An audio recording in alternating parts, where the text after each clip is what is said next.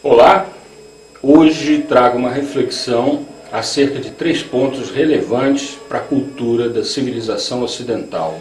Por civilização ocidental, compreendemos aquela que nasce no chamado crescente fértil, entre os rios Tigre e Eufrates, a região onde hoje fica o Iraque, passando por Israel e chegando até o Egito. Parece uma lua em quarto crescente. Aquela região foi a região onde teve lugar a Revolução Neolítica, coisa de 4.000 anos, o berço da civilização ocidental estaria entre aquele ponto e na Grécia, ao sul do Rio Pó, onde uma civilização cultural de altíssima relevância prosperava ao mesmo tempo com pouco parco contato. Muito bem. Ok. O primeiro ponto diz respeito ao primeiro livro da Bíblia, o livro de Gênesis, a partir do capítulo 37, onde está relatada a história de José. Recomendo a leitura pela sua relevância, não apenas para a cultura da civilização ocidental, como também para o cristianismo, para a fé cristã, que é o mote dessa mensagem de hoje. Muito bem. José, filho de Jacó, que teve seu nome mudado para Israel após uma luta com um anjo. José, portanto, ele era o predileto de seu pai, o filho dileto, o filho caçula, o filho da sua velhice. E esse amor, essa predileção do pai, entre outros fatores, como por exemplo a habilidade que ele tinha em sonhar e interpretar seus sonhos, coisa muito importante para todos nós, inclusive nos dias de hoje. José atraiu a si a inveja dos irmãos, e os irmãos acabaram vendendo-o como escravo. Ele foi vendido para os egípcios, e no Egito ele passou por enormes dissabores na condição de escravo, acabou sendo preso. Então vejam, de uma condição de prosperidade, de fartura, abundância, querido demais pelo seu pai, ganhou de presente uma vestimenta colorida e tal, ele cai na vida, na sua existência, não por culpa sua. Em geral essas coisas não acontecem por nossa culpa, São circunstâncias que a vida impõe aos seres humanos, De repente José é levado ao cárcere do Egito, um escravo encarcerado. Sua vida não podia valer menos. De repente o faraó tem um sonho, e sabendo da relevância das mensagens dos sonhos, ele criou um conselho de sábios para interpretar seus sonhos, pois ele, faraó, representava para aquela cultura, naquele momento, toda aquela civilização. Então o que ele sonhasse teria relevância para toda aquela civilização. E faraó sonhou que viu 7 vacas gordas pastando, e de repente, de um rio já perdendo as forças, de um rio morrendo, saem 7 vacas magras que devoram as 7 vacas gordas. Nenhum dos sábios da corte do faraó soube interpretar esse sonho corretamente.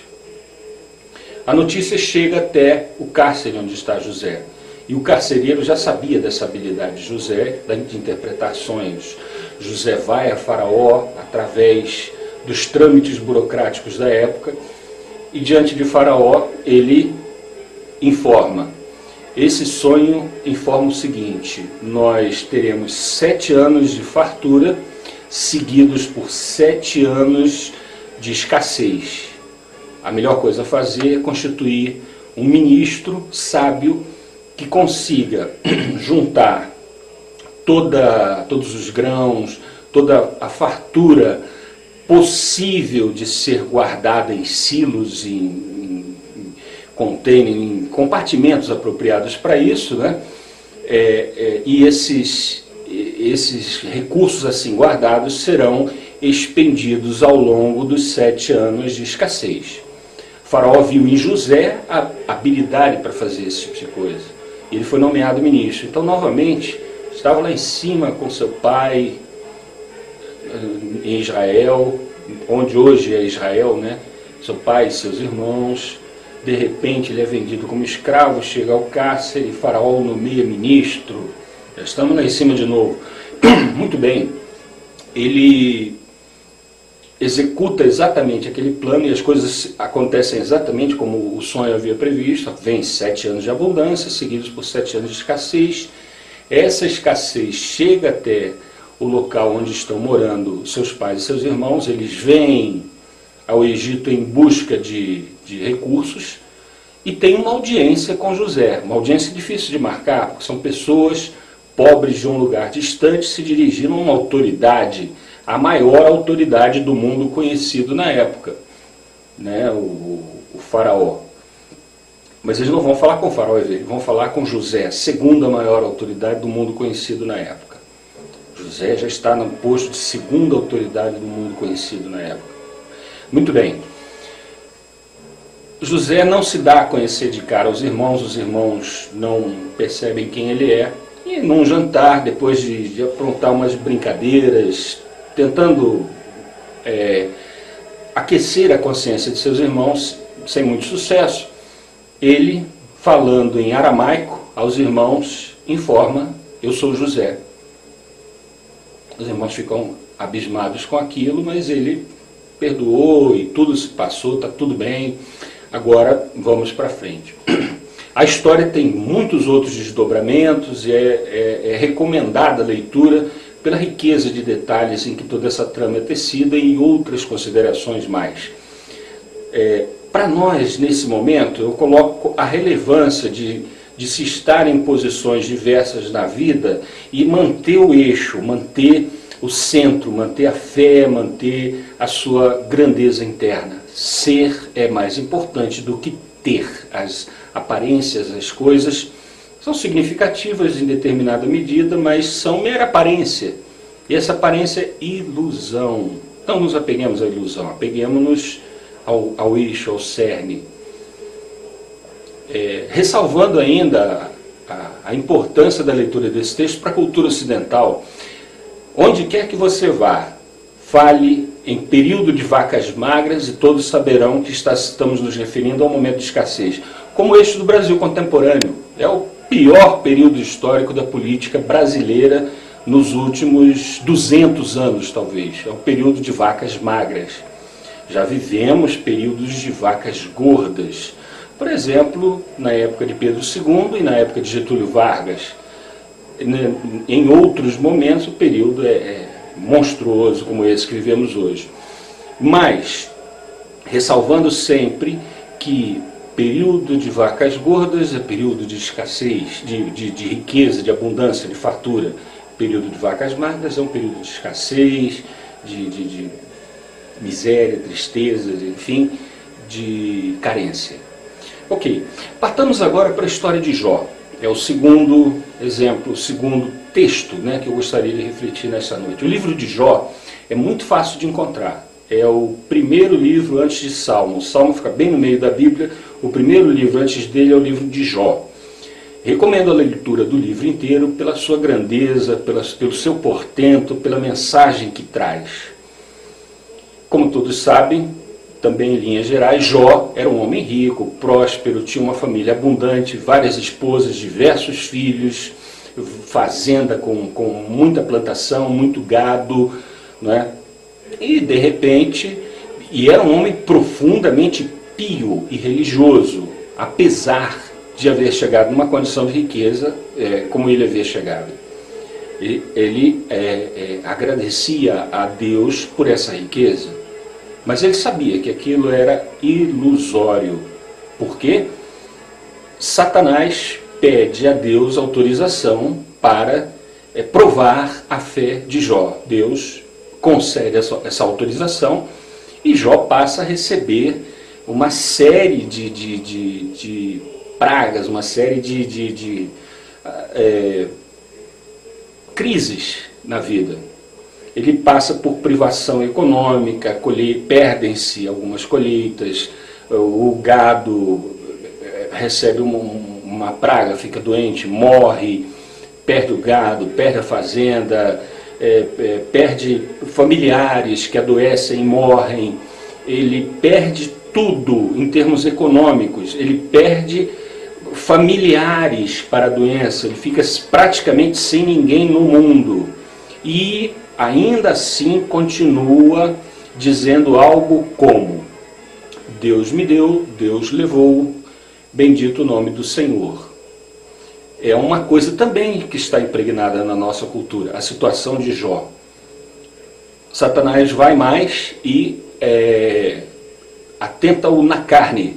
Ele é contemplado com a lepra, uma doença monstruosa em todos os tempos históricos. Hoje não tanto, pois sabemos que há tipos de lepra que são contagiosos e há tipos de lepra que não são contagiosos. Naquela época não se sabia.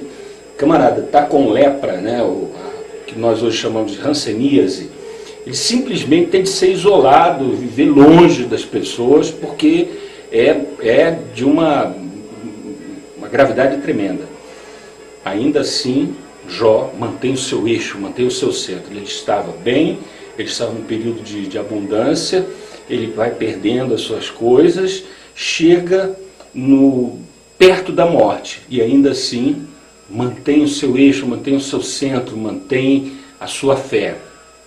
Satanás desiste e Deus, aos poucos, concede a Jó tudo aquilo que ele havia perdido e multiplica, né, as coisas que ele havia perdido. Ele se casa novamente, ele conquista novamente fazendas, ele tem filhos e filhas, e tudo é muito melhor do que era na primeira vez. Lá está ele de novo numa posição de destaque. E a terceira reflexão, lembrando sempre, né, que, enfim, todas as considerações em relação a Jó são altamente relevantes para a nossa cultura. A terceira reflexão diz respeito, inclusive, à trilha sonora que eu escolhi para essa palestra. A ópera chama-se Carmina Burana, de Carl Orff. A primeira parte da ópera intitula-se Fortuna Imperatrix Mundi.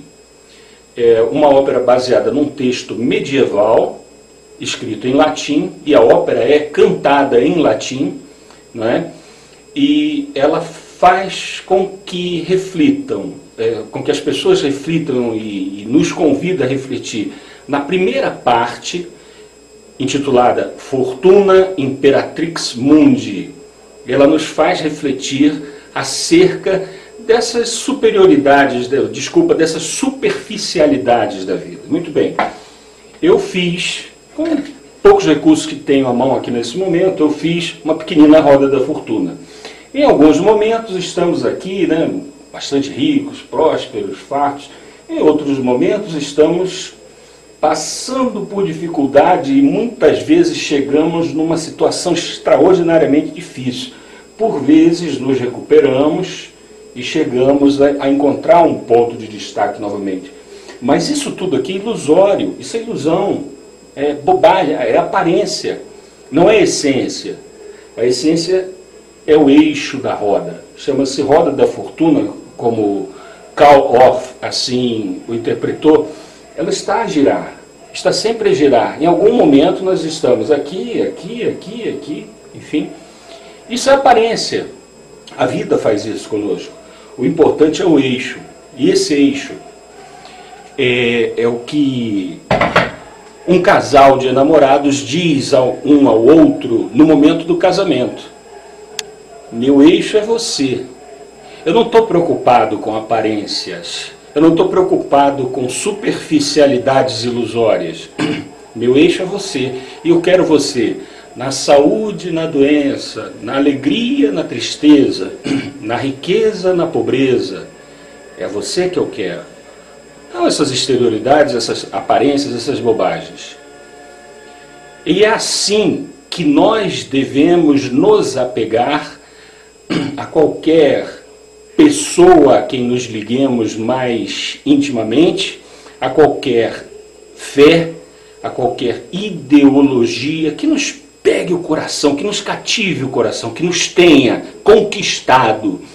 E se você é uma pessoa com fé, pense sempre no eixo da sua fé. não há relevância alguma nas aparências externas que vêm com isso, né? É o eixo, é o cerne que é importante. A aparência é ilusória, passa, é ilusória. Pense nisso.